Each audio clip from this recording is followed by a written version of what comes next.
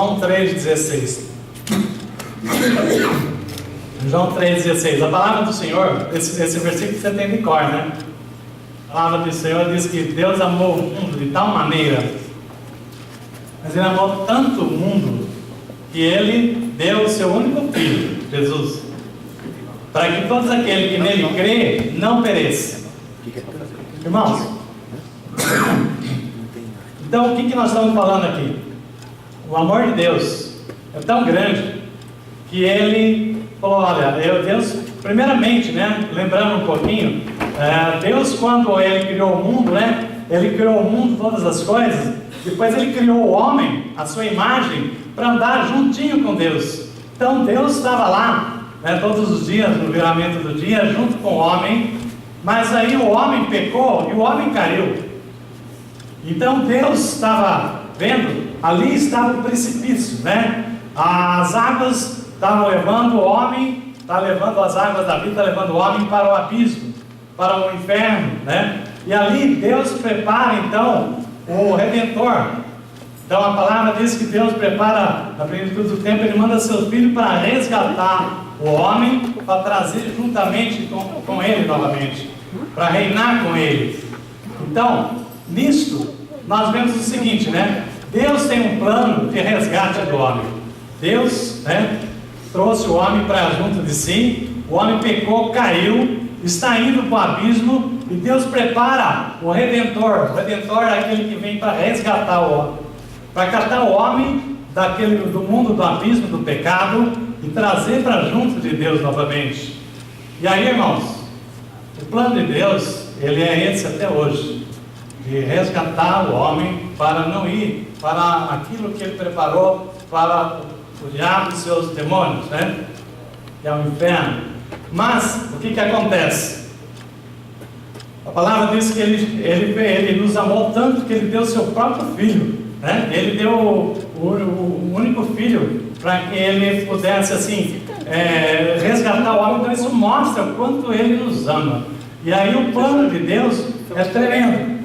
Então Deus não descansa até hoje para poder trazer os homens de volta para Ele, para que no dia que chegar o dia do Senhor, em que o mundo terá que prestar conta, então que o homem possa estar resgatado juntamente com Jesus, seja resgatado, Jesus venha e resgata o homem, e nós como igreja de Jesus nós sejamos livres daquilo que está por vir.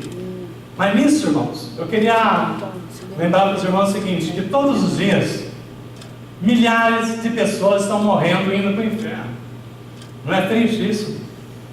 Milhares de pessoas não estão tendo não sei se nós estamos falhando, se as pessoas da sua família estão falhando, mas milhares de pessoas morrem hoje e estão indo para o inferno porque eles não conheceram a Cristo. E aí, eu vejo aquela palavra de Jesus, né, em João 10,10, que fala, enquanto Deus está trabalhando para resgatar o homem para junto de si, o diabo está querendo levar o homem para o abismo. Em João 10,10, Jesus fala assim, o ladrão veio para roubar, matar e destruir. Mas Jesus fala assim, mas eu vim para que tenham vida. Então, para isso se manifestou o Filho do Homem, para destruir todas as obras do diabo. Então, irmãos, a vida cristã, né, a vida cristã é diariamente uma luta do bem e o mal. Uma luta de Deus querendo resgatar o homem e do diabo querendo levar para o inferno. E aí, Deus tem planos, Deus tem estratégia, Deus não parou até hoje e não desistiu de nos salvar, de salvar as pessoas que estão lá fora. Por isso que a palavra diz que Deus não amou a igreja, Ele amou o mundo. O mundo quer dizer, aqueles que estão aqui e aqueles que estão lá fora ainda. Quando nós falamos assim, desse universo de pessoas que estão indo para o inferno, né, aqueles que não têm Jesus, como é que está o Brasil? Você tem noção como é que é o cristianismo no Brasil? O último censo de 2010 mostra que 22% dos brasileiros já são evangélicos. 2010, Então, eram 41 milhões de pessoas que são evangélicos. E esse número está crescendo. Esse número está crescendo. Como nós já estamos perto de 2020, eu creio que esse número seja maior de 50 milhões de pessoas. Então eu poderia dizer para um Brasil que tem 200 milhões de pessoas, de cada 4 pessoas, uma já está em Cristo, amém? Amém. Se nós pensarmos em ganharmos o Brasil para Cristo, isso quer dizer o seguinte: que cada um de nós, durante a nossa vida inteira, trazer 4 pessoas para Cristo, o Brasil 100% vai estar salvo. Olha, aleluia. Que não é tão difícil assim, não é verdade? Cada um que tem Jesus, trouxesse 4 pessoas para Cristo, o Brasil 100% já seriam cristãos. Não é tão difícil assim, mas tem uma notícia ruim. Essa notícia boa, que o Brasil está crescendo, o número de evangélicos, ela também tem uma notícia triste, de que cada evangelho tem um desviado. Se nós temos 50 milhões de evangélicos no Brasil, nós temos 50 milhões de pessoas que tiveram a oportunidade de conhecer a palavra e se desviaram. Que triste, não? Você já pensou nisso? Você já pensou que o fato de você estar na igreja não quer dizer que você está salvo, que você está livre das tentações? Você já pensou que Deus tem uma tarefa tremenda, que Ele planejou tudo, mas Ele colocou missões. Jesus veio, fez a sua parte e Ele criou a igreja. Os seus discípulos formaram a igreja, e nós hoje representamos a igreja batista da família. É a igreja batista, primeiro ela é a igreja universal, porque aliás, é católica, porque ela tem um sentido universal. Ela é apostólica, só que ela é batista, não é de Roma. Mas o que nós estamos falando aqui? Nós estamos falando que dentro desse contexto, existem muitas pessoas que estão desviando e perdendo dentro da igreja. Não estou falando dessa igreja, mas dentro da igreja se desviaram. Então Deus tem um plano, e o plano de Deus é que nós sejamos usados como igreja para poder trazer as pessoas para Jesus. Então a pergunta é: se você trazendo 4 pessoas para Cristo, 100% do Brasil seria evangélico, quantas pessoas você trouxe? Quantas pessoas você tem pensamento em trazer para Cristo? Pastor, como é que eu faço para trazer uma pessoa para Cristo? Cata ela debaixo do braço, dá uma gravata nela e fala: hoje você vai para a igreja. É assim? O que nós trouxemos na palavra, sem ser domingo passado, no anterior? Oração. Porque é o Espírito Santo que me convence dos pecados, amém? Então não somos nós, igreja, que vamos trazer alguém para Cristo, mas é a nossa intercessão. É o Espírito Santo que vai fazer a obra, e Ele veio para essa missão de nos convencer, nos trazer o arrependimento. E nisso aí, eu quero trazer uma palavra hoje, um pouco em complemento àquela palavra que nós ministramos do poder do Espírito Santo, na igreja no dia de hoje.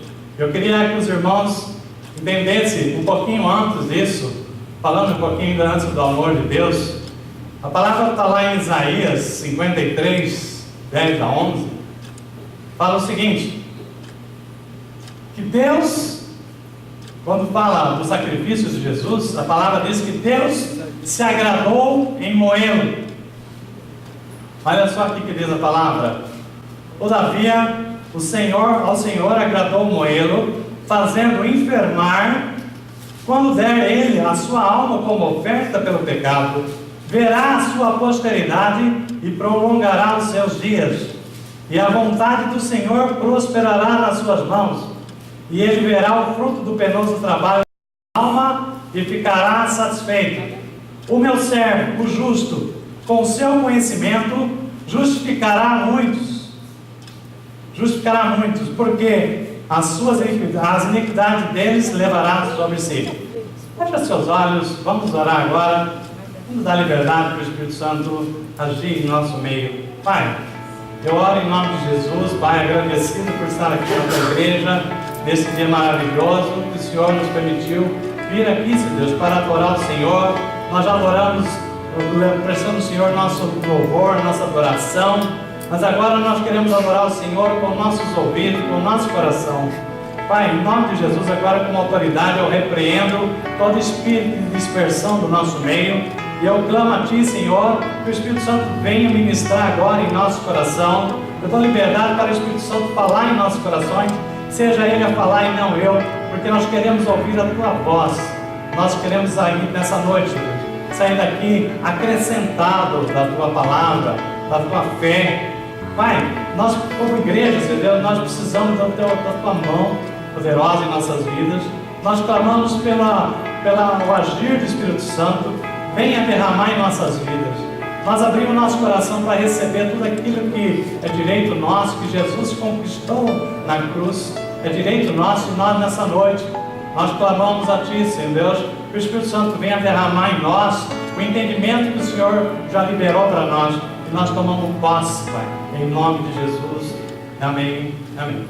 Glória a Deus, irmãos. Então, olha só essa palavra. Deus se agradou em moer Jesus. Pode um negócio desse?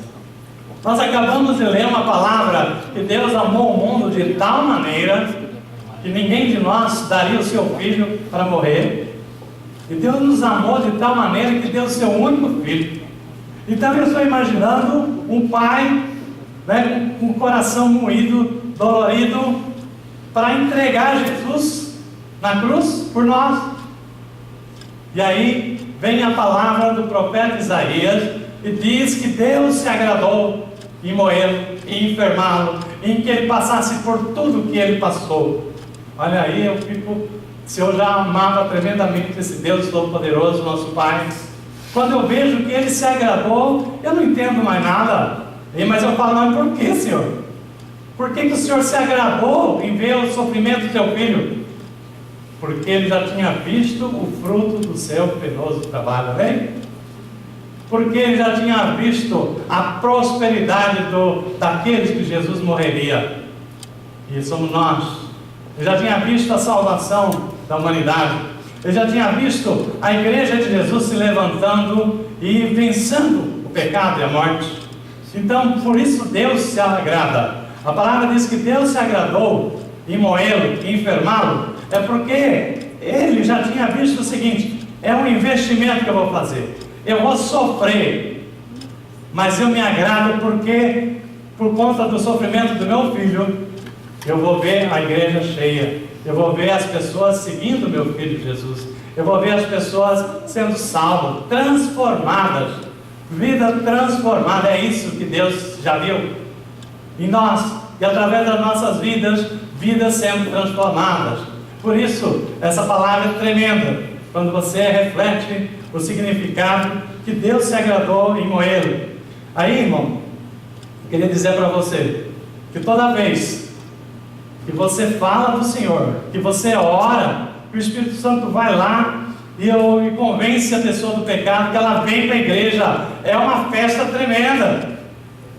E lá nos céus, eles fazem festa, porque eu falo, valeu a pena Jesus ter sofrido o que ele sofreu. Valeu a pena cada chicotada que Jesus levou. Valeu a pena cada martelada para cravar aqueles pregos nas mãos de Jesus, nos seus pés. Valeu a pena.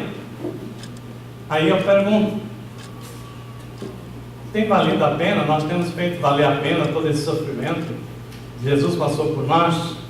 Eu queria, para ilustrar um pouquinho, eu queria falar um filme que foi lançado em 1999, quando comemorava 50 anos da Segunda Guerra Mundial, O Resgate do Soldado Ryan. Quem já viu falar desse filme? Então, esse filme, O Resgate do Soldado Ryan, é uma história tremenda. Não tem nada de evangélico nele, não tem nada de cristão, mas tem uma mensagem dizendo assim, não, isso aqui deveria ter sido escrito por um cristão. pastor, que história é essa? Então, esse filme, um filme estrelado por Tom Hanks, é a história de que lá naquela época, na guerra, na Segunda Guerra, uma família americana tinha mandado 4 filhos para a guerra. E, numa vez só, veio a notícia que 3 filhos tinham sido mortos na guerra. Quando veio a notícia que 3 filhos morreram, que iam levar 3 bandeiras lá para dar a única despedida lá dos seus filhos para aquele lar, o alto comando americano se sensibilizou, falou assim: e o outro? E o 4º filho? Nós vamos levar lá que 3 morreram, e o 4º filho? Aí, falou assim: ele está vivo em algum batalhão lá na linha, lá no front. Então, o comando sensibilizou, isso é uma história real, e deu ordem para que fossem lá trazer aquele soldado de volta. Olha só, uma história interessante. Porque eles falam assim: não é justo uma família americana perder 3 filhos de uma vez só e ainda perder o seu 4º filho. E aí deu ordem para que o comando lá localizasse o soldado Ryan na frente de batalha. Então a história toda começa com essa história de buscar o soldado Ryan. Então ela se desenrola em que, para esse pelotão achar o soldado Ryan, eles passam por situações terríveis e vão morrendo pessoas, porque para poder chegar lá, eles são metralhados e bombardeios e tal, e vão morrendo pessoas, até que encontra o soldado Ryan e fala assim: é você o cara que nós já perdemos tantas pessoas? É você, o Ryan? Então você é muito importante, porque nós já morremos, vários amigos nossos já morreram. Então a ordem é trazer aquele rapaz de volta, aquele soldado de volta para a casa dele, para que aquela família não perder o 4º filho. E aí, nessa história toda, para trazer ele de volta, continua a mesma dificuldade no bombardeio. E por último, no fim do filme, o capitão lá, o Tom Hanks, ele é ferido de morte.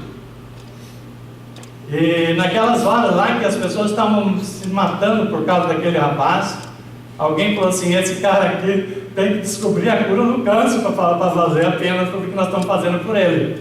Esse cara aqui tem que revolucionar esse mundo para fazer sentido o que nós estamos fazendo por ele. E o capitão lá, o Tom Hanks, fala para esse jovem, aí ele falou assim: ó, eu estou morrendo, muitos de nós já morreram, mas faça valer a pena. Vocês entenderam a mensagem? Faça valer a pena. E o fim do filme é esse homem, ele foi resgatado, né? Ele volta, e ele velhinho, já idoso, ele visitando lá as lápides das pessoas que morreram para ele ser salvo. Ele fala para as pessoas assim: aí eu fiz tudo que eu pude para valer a pena. É muito assim, interessante, né?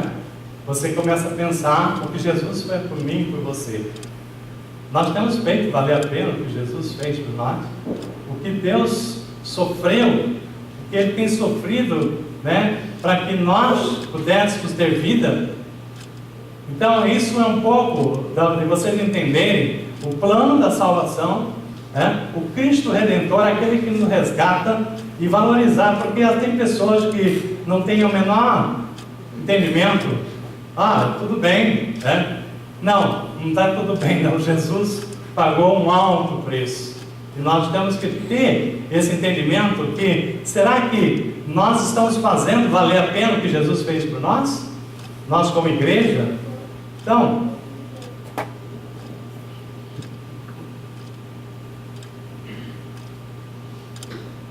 quando alguém chama alguém para Cristo,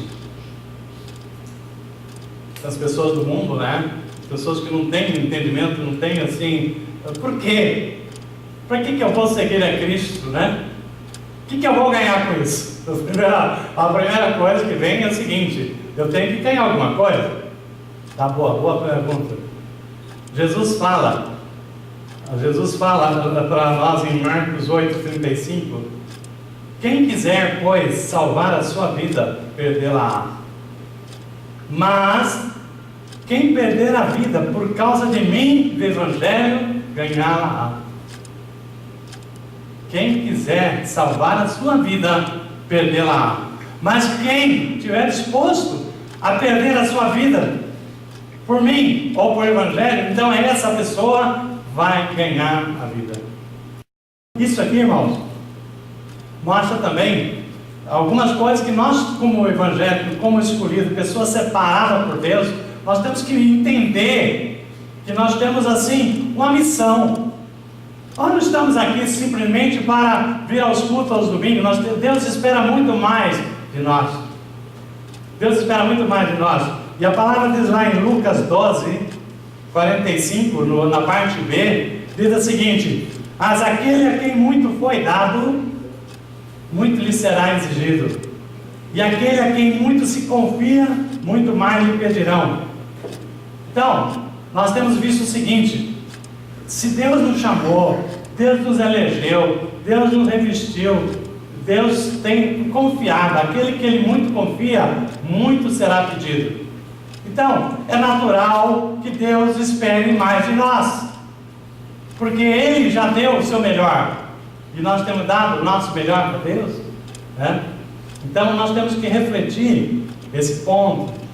Agora, quando eu falei para vocês sobre existir no Brasil hoje 50 milhões de evangélicos, mas para cada evangélico tem um desviado, poderíamos ter 100 milhões, poderíamos ter 50% dos brasileiros a ser evangélicos, mas tem 50 milhões de pessoas no Brasil que já tiveram oportunidade e eles desviaram. Então essas pessoas estão tremendamente num risco muito maior, né? Porque aqueles que conheceram a palavra e se afastaram, essa pessoa tem uma dificuldade muito maior para voltar. Então, por isso a palavra diz lá em 1 Coríntios 10, 12: aquele, pois, que pensa estar em pé, veja que não cai. Bem? Eu estou na igreja. Está tudo bem. Irmãos, tem pessoas que estavam, de repente, você conheceu um ano atrás, estava tudo bem, e hoje está tudo mal. A luta é grande, mas Deus nos dá todo aquilo que nós precisamos. Deus já nos deu a vitória. Agora, quanto de sério nós temos levado a nossa vida espiritual? A quão sério nós temos entendido que Deus nos chamou para um propósito? Tem lutas para nos afastar dos caminhos do Senhor, mas Deus nos deu tudo aquilo que nós precisamos. Agora, se nós negligenciamos, então é outra história. Deus não pode fazer aquilo que nós não fazemos, porque Ele já nos deu o que Ele tem de melhor. Eu queria falar para vocês uma parte aqui que está em Hebreus, uma parte assim que preocupa, uma parte da palavra, né, que é uns perigos espirituais. Nós cantamos hoje aqui que Deus, nosso Deus, é um Deus do impossível. Para Deus nada é impossível, mas eu e você podemos fazer coisa que é impossível para Deus mudar. Por quê? Porque Deus é justo.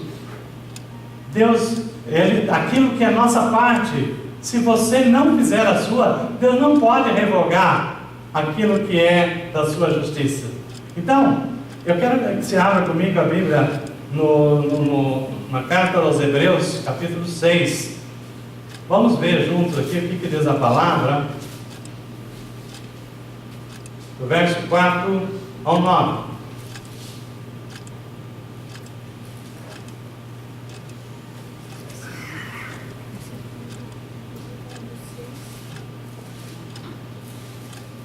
Diz assim a palavra: pois é impossível que aqueles que uma vez foram iluminados, experimentaram o dom celestial e se tornaram participantes do Espírito Santo, experimentaram a boa palavra de Deus e os poderes do mundo vindouro e caíram. Vou repetir: é impossível aqueles que uma vez foram iluminados, experimentaram o dom celestial e se tornaram participantes do Espírito Santo, experimentaram a boa palavra de Deus e os poderes do mundo vindouro e caíram. O que é impossível para essas pessoas? É impossível que sejam outra vez renovados para o arrependimento, visto que eles estão crucificando de novo Jesus Cristo e expondo a vergonha pública. Irmãos, Jesus já fez tudo o que precisava para a nossa salvação. Se a pessoa não recebeu aquilo como a sua libertação, como não tomou posse disso e voltou ao pecado, Jesus não vai morrer de novo por ele. Jesus não vai tomar a cruz novamente. A pessoa que já conheceu a palavra e voltou a pecar deliberadamente, Jesus não vai morrer de novo para ele. E não vai se expor de novo à vergonha que Jesus se expôs por nós. Mas Jesus fez, foi suficiente. Aquele que não aceita a obra da cruz como suficiente e não se arrepende e quer mais, ele vai para o inferno. Porque Jesus não vai morrer de novo por ele, para isso que diz a palavra. Então é muito sério. Mas aí diz uma palavra dizendo o seguinte, a palavra continua no verso 7, fala o seguinte: pois a terra que absorve a chuva, que cai muitas vezes sobre ela e produz planta útil para aqueles a quem é cultivada, que recebe a bênção da parte de Deus, mas a se produz espinhos e ervas daninhas, é rejeitada, está perto da maldição, o seu destino a ser queimada. Mas acerca de vós, falando para nós, ó amados, ainda que falamos assim, estamos certos de coisas melhores relativas à salvação. Deus espera coisa melhor de nós. Deus espera que nós não viemos a renunciar à obra de Cristo. É o que Ele espera de nós, e o que nós temos que buscar. Então, queria dizer para os irmãos o seguinte: o nosso grande desafio, na nossa carreira cristã, é fazer como Paulo falou. O que Paulo fala no final da sua carreira? Ele falou assim: olha, combati o bom combate, venci, completei a minha carreira e guardei a fé. Então, combati o bom combate, venci, porque ele cumpriu a sua missão e ele guardou a fé. O que é isso, irmão? Nós vamos ter momentos em que nós vem coisas para nos desanimar, vem situações que é para nos testar mesmo, para nos provar ao quanto que você confia no Deus Todo-Poderoso, na vitória que já foi dada para nós. Mas quando você fala assim, será que esse Deus é suficiente mesmo para me se livrar? Será que esse Deus está lutando por mim? Será que esse Deus está fazendo a obra? Então, se você não tiver a fé que tudo que você precisa, Deus já conquistou, e tomar posse daquilo ali, e a esperar, a palavra diz que aqueles que esperam no Senhor renovarão as suas forças, correrão e não se cansarão, e subirão como em asas de águias. Aqueles que esperam no Senhor. Então isso aí é muito importante, irmão, porque quando a pessoa vai minando, por isso nós temos que estar em oração. Irmãos, se você está em luta, nós temos que estar, os pastores temos que estar orando por você. A luta vem para todo mundo, mas assim, as pessoas na nossa igreja precisam entender que nós somos o corpo de Cristo. Nós temos que estar orando, jejuando, buscando, porque as lutas vêm, mas elas já foram vencidas. Nós não temos nenhuma luta que Jesus não é poderoso para vencer. Nós temos é que ter fé. Aquela tempestade que está ali naquele momento, ela é passageira.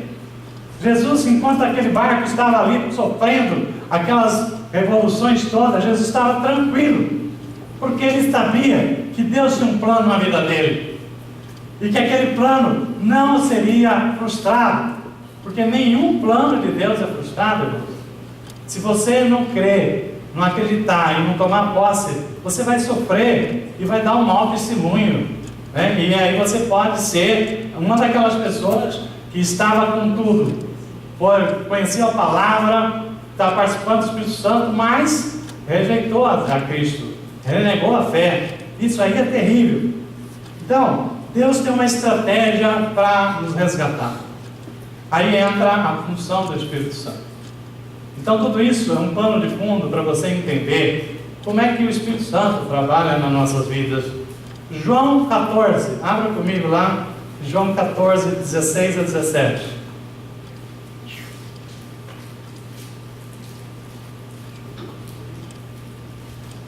Jesus, quase antes, no momento antes dele ascender aos céus, ele falou aos seus discípulos: eu rogarei ao Pai, e Ele vos dará outro Consolador, a fim de que esteja para sempre convosco, o Espírito da verdade, que o mundo não pode receber, porque não o vê, nem o conhece. Vós o conheceis. Vós o conheceis, porque Ele habita convosco e estará em vós. Amém? Olha, eu vou ler aqui, irmãos, é importante vocês entenderem isso. Eu vos darei o outro Consolador. Ele fala o seguinte: a fim de que esteja para sempre convosco, o Espírito da verdade, o mundo não pode receber. As pessoas que não tiverem Jesus não podem receber o Espírito da verdade. Pastor, e como é que vai acontecer isso? Calma. Então, quando você está em Cristo, o Espírito Santo vem para nos encaminhar. Mas isso, essa parte aqui é muito interessante. Quando você começa a entender como é que Deus se articula para nos ajudar, e nós como cristãos, nós temos que entender que nós temos um ajudador, um consolador. Jesus, ele fala das dádivas do Espírito Santo, que é só para quem teve um encontro com Ele, só para aqueles que buscaram, que aceitaram Jesus, aí ele recebe o Espírito Santo. Mas pastor, e como é que ele vai receber o Espírito Santo se ele está no mundo? Né? Então, Romanos 8, 9, na parte B, diz que se alguém não tem o Espírito de Cristo, esse não é dele. Então, primeira parte. Eu queria voltar aqui um pouquinho para vocês entenderem essa parte que é fundamental aqui para ver como é que o Espírito Santo age em nossa vida. Nós lemos lá no verso 7 de Hebreus, diz o seguinte: existe a terra boa e a terra ruim, lembra? Eu vou ler de novo aqui para vocês. Pois a terra que absorve a chuva, que cai muitas vezes sobre ela, e produz planta útil para aqueles por quem é cultivada, recebe a bênção da parte de Deus. Mas, se produz espinhos e ervas daninhas, é rejeitada e está perto da maldição, e o destino dela é ser queimado. Irmãos, Deus está falando que existem duas terras, a terra boa e a terra ruim. Eu quero fazer uma pergunta. Quem está vindo na escola bíblica dominical, por que existe, o que define terra boa e terra ruim? Poderia falar, a terra boa é aquela que produz frutos, aquela que produz, que é útil, aquela que Deus abençoou. E a terra ruim? Aquela que produz espinhos, brolhos. Tá? Agora eu pergunto, por que é que tem terra boa e terra ruim? Agora vamos complicar um pouco. Ah, pastor, a terra boa, que eu sei, eu como já fui agricultor nos 10, 12 anos, a terra boa é uma terra bem, quando você está sempre molhando ela, né? Ela torna-se produtiva. Irmãos, seria certo falar que a terra boa é aquela que é aguada, que é regada, e a terra ruim é aquela que não recebe chuva? Não é certo falar isso. Por quê? Porque Deus é justo. E a palavra do Senhor diz lá, em Mateus 5,44, que diz assim, ó: amai vossos inimigos, orai por eles, para que vos torneis filhos de Deus, porque Deus faz nascer o sol para os bons e os ruins, e faz chover para os justos e os injustos. Por que seria, a terra seria vítima, você fala assim, essa terra é boa porque Deus manda chuva para ela, essa terra é ruim porque não recebe chuva. Não seria vítima a terra? Coitada dessa terra que não recebe chuva, que não recebe água. Mas não é assim. Deus é justo. A palavra de Deus diz que o sol nasceu para todos, né? Assim como diz a palavra, externando ela assim. Então o sol nasceu para todos. A chuva é para o justo e os injustos. Então, pastor, como é que tem terra boa e terra ruim? Está claro aqui na palavra? A terra boa é aquela que reteve a água da chuva. E a terra ruim é aquela que não reteve a água da chuva. Porque a chuva foi para as duas terras, tá bem? Aí, eu começo a trazer aqui a reflexão da palavra de Jesus, da parábola da semente do semeador. Que a palavra caiu naquele solo ruim, né? E aquela semente não penetrou. O que é o solo, irmãos? Coração. É assim que Jesus explica. Espiritualmente falando, a terra aqui é o nosso coração. E aí, como é que funciona? Aí entra o papel do Espírito Santo de Deus. Porque o Espírito Santo de Deus, ele age em nossas vidas, derramando chuva, que é a palavra de Deus, que é as bênçãos de Deus na nossa vida. E a nossa parte, que o Espírito Santo não age sozinho, a nossa parte é reter a água da chuva. São Paulo, né? Tivemos uma experiência aí alguns anos atrás. Nós passávamos por uma fase terrível de seca, né? De contenção, de... como é que chama? Controle... Racionamento. E aí, as pessoas mais habilidosas começaram a criar estrutura para armazenar a água da chuva, não é? Pois bem, espiritualmente falando, esse é o nosso papel. E bem diz a palavra, né, quando Jesus fala dos dois alicerces, aquele que fincou a sua casa na areia e aquele que colocou na rocha, aquele que retém a palavra e aquele que não retém a palavra. Então nós estamos falando a mesma coisa. O Espírito Santo age, mas ele não age sozinho. O papel do Espírito Santo é nos trazer a revelação da palavra. Mas, se enquanto o Espírito Santo está derramando, está falando, você não está preocupado sequer de avaliar isso para a sua vida, quando você sair lá fora, você já esqueceu tudo que falou. Então o nosso papel é reter a água da chuva. E aí a palavra diz que a terra que absorve a chuva, que cai muitas vezes sobre ela e produz planta útil, essa terra que vai atender as pessoas por quem é cultivada, recebe a bênção da parte de Deus. Onde está o segredo aqui da nossa parte? Que o Espírito Santo não age sozinho, ele precisa da nossa parte. A nossa parte é reter a água da chuva, é reter a palavra na nossa vida. Se você faz isso, então a sua vida vai ser abençoada. Mas eu tenho aqueles que a chuva está caindo no mesmo lugar, mas tem aqueles que estão retendo e trazendo para a sua vida, estão entendendo aonde ele precisa, que Deus está falando e fala assim: eu preciso disso. Deus sabe das nossas alimentações e ele clama a Deus. Então não é por falta de chuva, não é por falta de derramamento da palavra, é por falta de interesse, de motivação, de retermos a água da chuva, de retermos a palavra de Deus na nossa vida. Queria dizer para vocês que sobre tirar um pouquinho daquela questão do Espírito Santo de Deus. Deus não diz: derramarei do meu Espírito somente sobre a igreja. Joel 2:28. A palavra do Senhor diz, fala assim: acontecerá, pois, que derramarei o meu Espírito sobre toda a carne. Vossos filhos e vossas filhas profetizarão, vossos velhos sonharão, os vossos jovens terão visões, até sobre os servos e sobre as servas derramarei o meu Espírito naquele dia. Tá bem? Então, Deus está falando o seguinte, irmãos: o Espírito Santo está sendo derramado em toda a carne, não é só na igreja, porque senão você não conseguiria salvar, orar por ninguém. Então, o que acontece? O Espírito Santo está sendo derramado sobre toda a carne.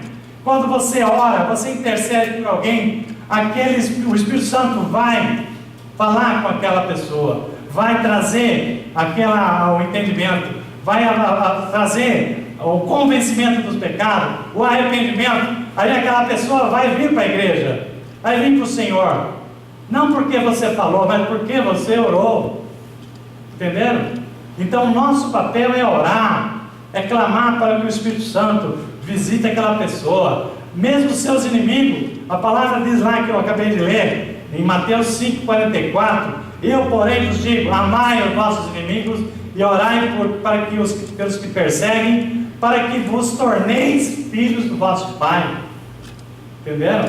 Então, quando tiver alguém te perseguindo, irmão, em vez de falar, Senhor, mete fogo nele, queima, que nem os discípulos de Jesus falaram, você fala, Senhor, visita ele, derrama o teu Espírito na vida dele, convence ele do pecado.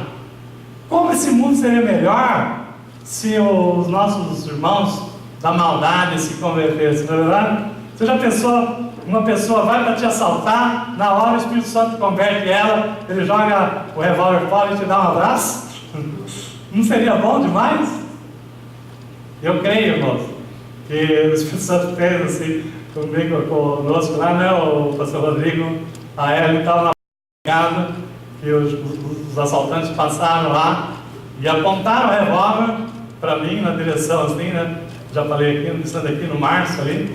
E aí eu falei, levei um susto para ele, vai atirar. Aí eles passaram e foram embora.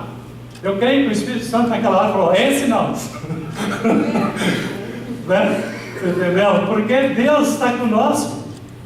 Então eu creio que, como seria bom se você e eu, nós orássemos pelos nossos inimigos, aquele chefe chato, aquele patrão que não tem reconhecimento, para que ele seja convertido, aquele vizinho que te incomoda, né? Que Deus converta esses corações. É esse o nosso papel.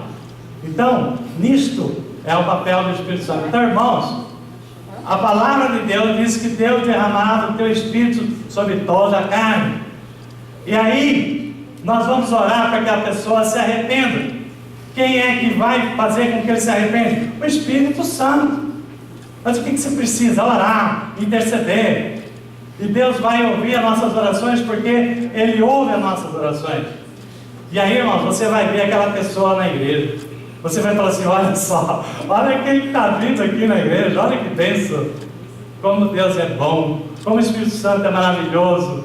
Irmãos, queria que você entendesse que às vezes nós estamos batendo, mas malhando em ferro frio, porque nós achamos que nós que vamos trazer a pessoa para Cristo. E aí, o Espírito Santo, né, tem um plano, ele participa do plano da salvação, uma importância muito grande, e nós não valorizamos. Quer ver? No final do culto, invariavelmente, nós encerramos com a bênção apostólica, né? Nós, em outras palavras, abrimos os Coríntios. Abre aí Coríntios. 2 Coríntios 13, 13. 2 Coríntios 13, 13. Nós encerramos com essa palavra. Fala assim: que a graça do Senhor Jesus Cristo, e o amor de Deus e a comunhão do Espírito Santo sejam com todos vós. Não é assim? Nós encerramos o culto.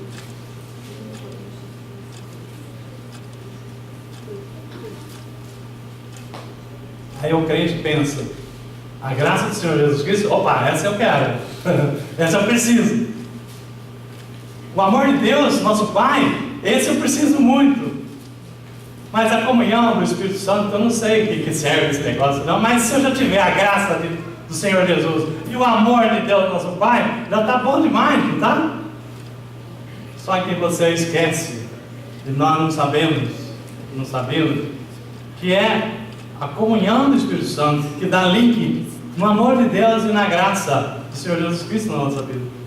É mais ou menos que tivesse passando um produto aqui nessa pirâmide aqui, desse pilar, e não aderem. Aí se passa uma base, e aí agora sim, aderiu a ti. O Espírito Santo, para que o amor de Deus nos permeie, para que a graça do Senhor Jesus venha nos encontrar, nós precisamos da comunhão com o Espírito Santo de Deus. Por isso, é tão importante quanto o amor de Deus, quanto a graça do Senhor Jesus Cristo. Não existe o mais importante. Mas então, o que nós estamos falando? Nós estamos falando que o Espírito Santo de Deus tem um papel preponderante na nossa vida. Nós temos que buscar, entender isso e aplicar isso. Isaías 30:21, nós aprendemos ali que Jesus é o caminho, Vocês já aprenderam, nós já pregamos aqui muitas passagens que falam que Jesus é o caminho, a verdade e a vida, que ninguém vai ao Pai senão por Jesus. Mas leia o que o profeta Isaías falou há 700 anos antes de Cristo. Olha como é que já era profetizado pelo que dizia Isaías, Ele falava o seguinte: quando te desviarem para a direita e quando desviarem para a esquerda, os teus ouvidos ouvirão atrás de ti uma palavra dizendo: este é o caminho, andai por ele. Irmãos, Jesus Cristo é o caminho, a verdade e a vida. Mas o Espírito Santo é a voz que nos faz andar no caminho. E se nós não tivermos o Espírito Santo falando em nosso ouvido, falando em nosso coração, você não vai seguir a palavra de Cristo. Nós temos certeza, não temos dúvida que Jesus é o caminho, é a verdade, é a vida, e nós através dele nós vamos ao Pai. Mas o Espírito Santo é a voz que fala: não desvia para cá, não desvia para lá. Por isso tem tanta gente desviados, porque não entendem que nós precisamos ouvir a voz do Espírito. Essa vozinha falando aqui, deixa para lá, Essa vozinha está até me incomodando. O Espírito Santo fala conosco e nós não ouvimos. E a palavra diz: porque resistiam à voz do Espírito Santo. Quantas e quantas vezes Deus já nos chamou, já nos falou, e nós insistimos e quebramos a cara, porque nós não ouvimos a voz do Espírito Santo. Jesus é o caminho, a verdade, a vida. Mas Isaías 30:21 fala: quanto te desviarem para a direita ou quanto desviarem para a esquerda, os teus ouvidos ouvirão atrás de ti uma palavra dizendo: este é o caminho. Nós não conseguimos estar em Cristo se não ouvir a voz do Espírito Santo. É Ele que nos desperta. Aqui não, para lá, viu? Lá não, é para cá. Porque Jesus, Ele está caminhando, nós estamos juntos com Jesus. Mas às vezes Jesus vai para lá e eu quero ir para cá. O Espírito Santo fala: não. Quando você vai dar aquela mentira, é uma mentirinha. O Espírito Santo não é mentirinha. Não faça isso. Deixa para lá essa vozinha, falando comigo. O que é um pecadinho? É um desvio. Um desvio pequeno, você desvia muito depois. Porque aquilo ali vai entrando, você abrindo brecha na sua vida. Quando vê, você está afastado de Deus. Por que tem 50 milhões de crentes desviados no Brasil? Você acha que alguém que está aqui ouvindo a palavra hoje, amanhã cedo, vai falar assim: hoje eu vou desviar de Deus? Não é assim. Às vezes acontece uma pisada na bola, um erro, um pecado, e eu fico com vergonha, e eu falo assim: domingo que vem não tenho nem coragem de ir na igreja. Aí no outro domingo, o inimigo já está vendo que o cara está dando mole, fala assim: por que você vai lá? Tem uma festinha aqui para você ir, que você não pode perder. Você vai fazer uma desfeita se você não for. Tudo bem. Esse negócio aqui é bem explicado, não posso faltar com esse meu amigo, com esse meu parente, não sei o que. E não vai. E já não vou aqui, já não vou ali. Quando viu, você está afastado de Deus. Esse é o desvio mais natural que acontece. que as pessoas começam com pequenas coisas e vai se afastando, mas quando vê a pessoa já está cauterizada. Vocês já viram a história de um sapo? Um sapo, ele tem assim a temperatura da pele dele, ele vai acompanhando a mesma temperatura ambiente. Uma rã, vamos falar que o sapo, o pessoal fala meio asqueroso, é uma rã, né? Tem a mesma natureza do sapo. Se você quiser matar uma rã, né? Ninguém quer matar a rã, mas coloca ela num tacho de água, coloca num tacho de água no fogo, na água morna, e deixa ela lá. Aí ela, você liga a temperatura lá do gás e vai esquentando. E ela está acomodando. 20 graus, 30 graus, 30 graus, 40 graus, 40 graus, 60 graus. De repente ela morreu cozida e não percebeu. Agora, se você jogar uma água quente, ela vai pular fora. Mas se você, porque ela percebe que está quente e cai fora. Mas se você deixar ela lá, colocar numa água normal e ligar a temperatura, ela não percebe que ela está se cozendo, né? À medida que a temperatura da água sobe, o corpo também dela sobe para ficar compatível. E ela vai lá, né? Não estou sentindo nada. Para mim está tudo bem. E assim é o pecado na nossa vida. É o Espírito Santo falando para nós e nós não querendo dar ouvido. O Espírito Santo nos alerta o caminho para a direita ou para a esquerda. E é isso que nos leva então a ficar esperto. Tem gente que fala o seguinte, né? Eu não tenho ouvido a voz de Deus. Como você não tem ouvido a voz de Deus? Aí o irmão falava assim, né? Eu vejo as pessoas falar que Deus falou comigo. Tem pessoas que fazem, eu quero uma voz audível. Eu quero que o céu se abre e que Deus fale comigo. Na história da Bíblia, Deus falou com ele 3 vezes apenas. Quando ele foi batizado, quando ele pediu para glorificar, e naquela vez no monte da transfiguração. Deus pode falar conosco com sua voz audível a hora que Ele quiser, mas a voz do Espírito, Ele fala ao nosso Espírito, Ele fala ao nosso coração. Por isso a palavra diz, por que resistisse o vosso coração? Por que endurecesse o vosso coração? Então, quando você fala assim, essa voz é minha, é lógico que a voz é sua, mas quem que falou para você? Foi o Espírito Santo. Aí você é coisa da minha cabeça. Como que é coisa da sua cabeça se você não estava pensando isso? O Espírito Santo falou ao teu espírito, ele falou no seu coração e veio aquele pensamento. Você acha que você vai ficar vendo a voz audível toda hora? Deus pode fazer isso? Pode, mas Ele fala no nosso coração. Quando você está desconfortável, de repente você está numa rodinha de amigos, começaram a contar uma piada, você está lá, aí aquela piada, maneira lá, virou uma piada pesada, você não saiu, você não deixou aquele ambiente, você ficou lá, você começa a se sentir mal, falando, isso não é para mim. Aí quando você sai, ou então se você estava lá participando, depois você sente uma cobrança, alguém fazendo assim no seu coração, o que você estava fazendo naquele lugar? Aquele lugar ali não é para você, aquele lugar não é seu, é o Espírito Santo falando conosco. É a minha consciência, né? Não é a tua consciência, é o Espírito Santo que nos fala, desvia para a direita, não se desvia do caminho de Deus, nem para a direita e nem para a esquerda. Nós temos que seguir o caminho do Senhor. Irmãos, o que eu queria dizer para os irmãos aqui? Isaías 35, 8. Ele fala o seguinte: haverá um bom caminho, caminho que se chamará caminho santo.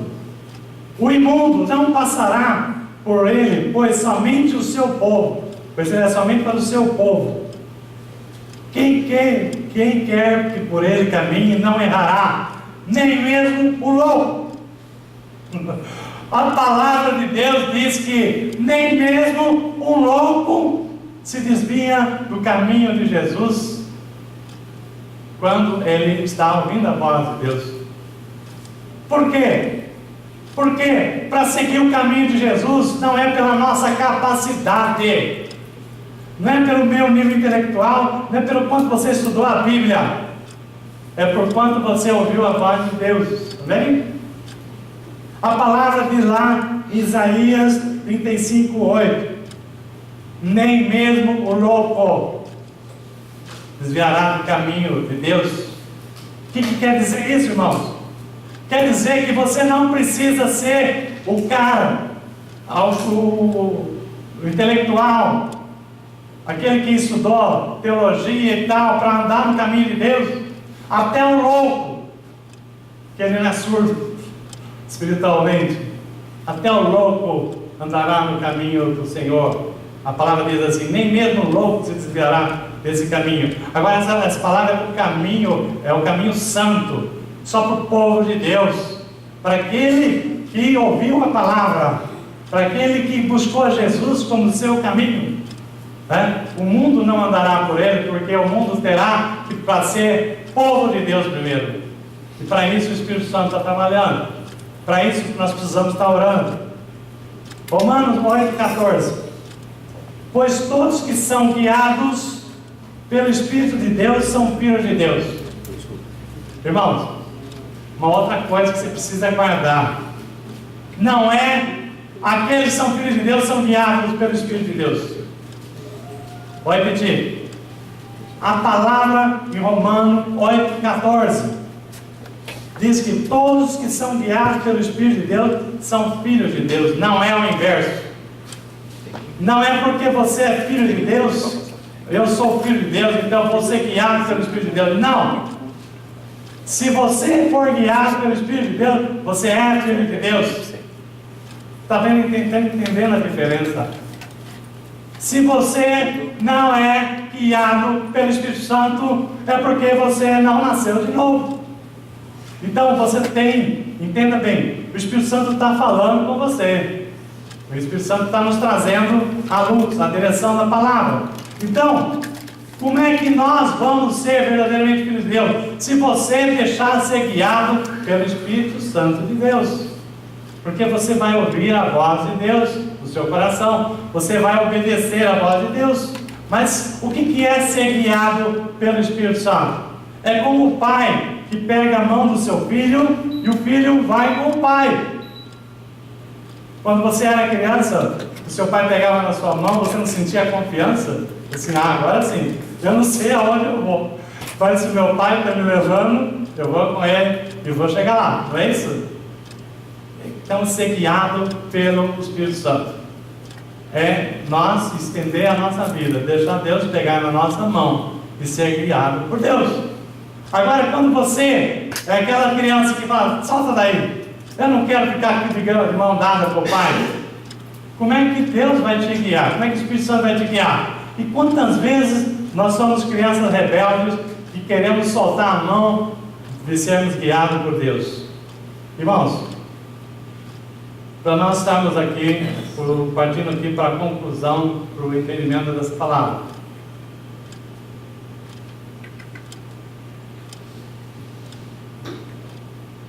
Eu queria que os irmãos lembrassem o propósito do resgate do soldado Ryan. Qual que é a proposta final?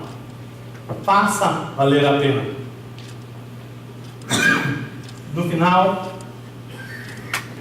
aquele soldado, o capitão Hunter, fala para o soldado Ryan: estou morrendo, morreu um monte por sua causa, mas faça valer a pena. Irmãos, Deus tem feito tanto por nós, tem dado o seu melhor, e ainda tem tanto para fazer por nós. Agora, o que nós estamos fazendo por Ele? Pela obra de Deus, para que Deus nos use, a começar dentro da nossa casa. O que você tem feito em termos de oração, de compromisso, de proposta de servir a Deus, fazer a diferença nesse mundo? O profeta Isaías disse que Deus teve alegria em moer Jesus. Diz que Deus teve alegria, não ver o filho moído, mas viver o resultado do fruto daquele penoso trabalho. E aí, nós começamos a pensar que Deus espera que nós demos frutos. A palavra de Jesus fala assim daquela parreira, né?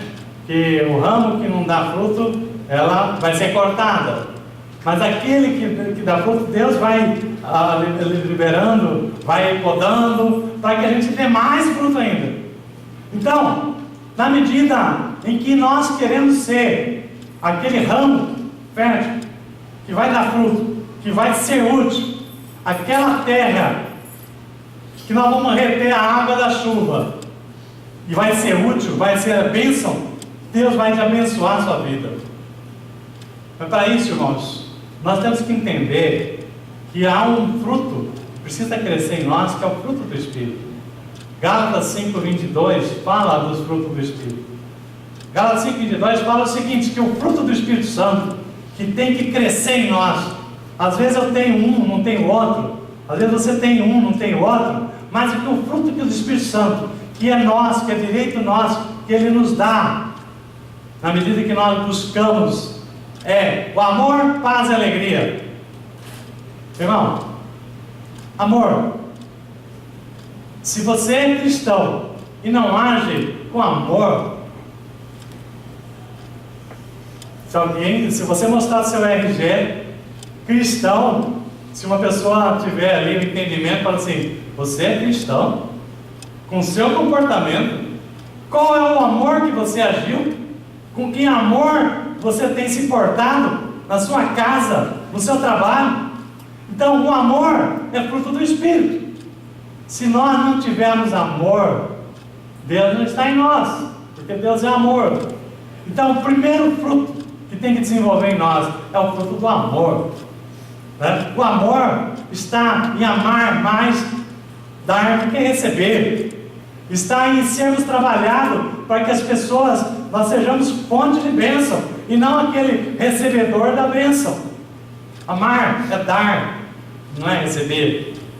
Vem aí, quando você busca o amor, você luta para que a sua vida seja, o seu RG seja o amor de Deus, que você transpire o amor de Deus, que as pessoas sintam em você o amor de Deus na sua vida, na sua casa. Uma coisa começa a acontecer, que é a paz. Tem gente que está na igreja e não tem paz em casa. Por quê? Porque ela não coloca como propósito o amor de Deus. É tudo na base da pancada, é na base de Deus levou. E aí como é que o Espírito Santo vai manifestar o fruto da paz? E depois, irmão, a hora que você fala assim, eu quero para a minha vida, que você vai procurando a paz, andar em paz com todo mundo, se possível for, principalmente com os da mesma fé. Você tem que estar em paz. Se depender de você, esteja em paz com todo mundo, diz a palavra. E aí, irmão, quando você tem o amor na sua vida, a paz, vem a alegria. Vem a alegria. Quantos lares tristes nós vemos? Porque não tem amor, não tem paz e não tem alegria.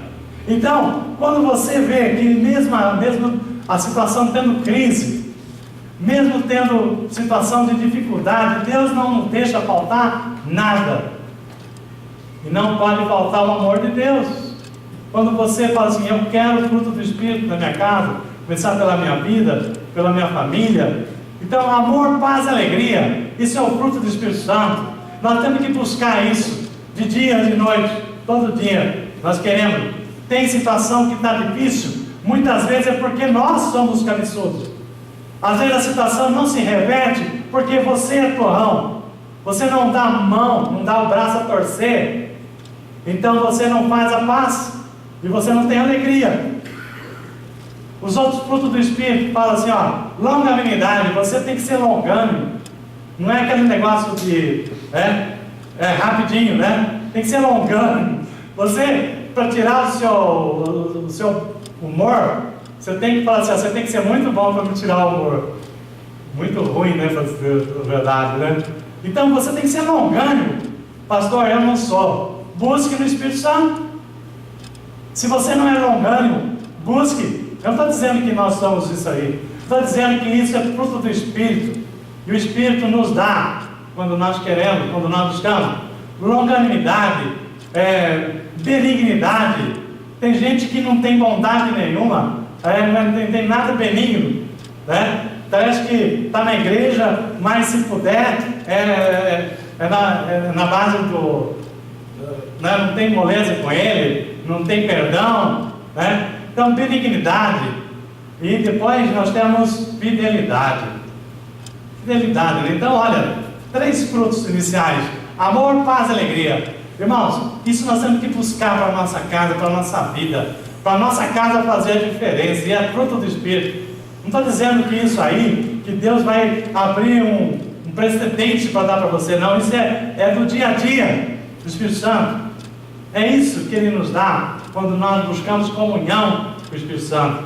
Aí, quando eu falei longanimidade, benignidade e fidelidade, se você conhece a palavra, se Deus é fiel, por que eu não vou ser fiel a Deus, não vou ser fiel à sua palavra, não vou ter fidelidade em casa? Se você não é uma pessoa que inspira confiança, você precisa pedir para o Espírito Santo mudar, que à medida que Deus te der, ou o Espírito Santo te trazer, desenvolver esse fruto em você, a sua vida melhora.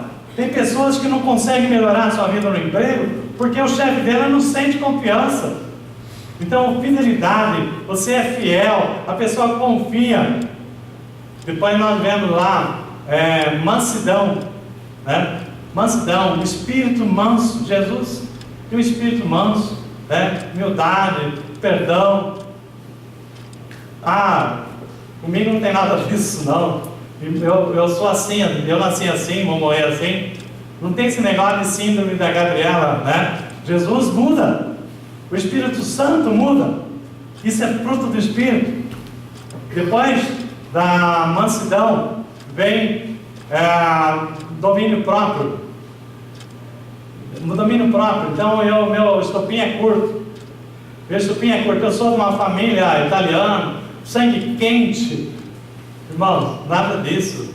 O Espírito Santo muda. Eu não vou mudar ninguém, o seu marido não muda você não muda seu marido, não muda seu filho, mas o Espírito Santo é o que ele faz todo dia. Então, fidelidade, eu falei, longanimidade, benignidade e bondade, né? Depois vem fidelidade, mansidão e domínio próprio.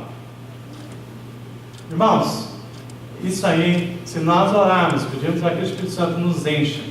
Tem gente que fala o seguinte, né? Fulano é cheio do Espírito. Por quê? Ele ora em línguas. Irmão, lembra que nós já pregamos aqui naquele domingo? Línguas é um dos dons, apenas um. Agora, o que adianta a pessoa orar em línguas e ser um cavalo, um animal dentro de casa? O que é isso? Né? A pessoa cheia do Espírito Santo, você vai ver pelos frutos da vida dele. Está bem? Como é que uma pessoa cheia do Espírito Santo? Você vê se na vida dele, na casa dele, né, no trabalho dele, ele tem esses frutos que nós falamos aqui. Então, não tem. Pastor, se for lá em casa, eu sei que eu vou tirar uma nota baixa. Se for lá no trabalho, eu vou tirar uma nota baixa. Irmãos, é para isso que veio a palavra. Para que nós acordemos e busquemos isso, que Deus nos dá, Ele transforma. É para isso que nós estamos pregando a palavra. Nós não estamos trazendo aqui a palavra para falar que todo mundo é bonitinho. Vocês vão sair daqui, receber um certificado de nota 10 para mostrar para as pessoas lá fora. Não. Deus está falando para nós. A nossa vida é que vai mostrar lá fora quem que nós somos, tá vendo? Olha que os seus filhos veem como é que vocês são, pais. Eles vão querer ser igual. Eles vão ver uma referência e vão querer andar segundo eles estão aprendendo em casa. Então, não adianta, né, nós falamos aqui em cima, falamos aqui dentro da igreja, ser bonitinho, e na segunda-feira ser tudo diferente. Irmãos, vamos falar a verdade. Nós como nós nascemos de novo, o Espírito Santo vem para nós e nós temos que desenvolver esse fruto. Uns frutos desses que eu citei, você já é mais desenvolvido, outro menos. Mas nós temos que buscar isso. Nós não podemos nos conformar em ser do jeito que nós somos, porque nisso nossa vida não vai ser abençoada. Nisto nós não vamos estar atingindo a bênção. Por isso que eu digo, a palavra de Deus diz que tem a terra boa, que produz e ela recebe chuva. Tem a terra ruim, que recebe chuva e não produz. Qual é a diferença dessa terra para essa terra? Uma produz frutos, né, e é abençoada por Deus. Outra produz espinhos. E ela está perto da maldição. E o final dela é ser queimável. Por que isso? Porque não reteve a água da chuva. Então o Espírito Santo está derramando a palavra aqui. E ele pergunta: quanto dessa água que está aqui você vai levar para o seu reservatório? Né? E você vai usar na segunda, na terça, na quarta, na quinta, na sexta. Né? Então, se nós falarmos, gostei da palavra, ó, 10, viu? E amanhã? Como é que vai ser? Não, é aquela água da chuva. Eu quero uma cisterna. Senhor, dá-me a tua cisterna. Eu quero reter essa água da chuva.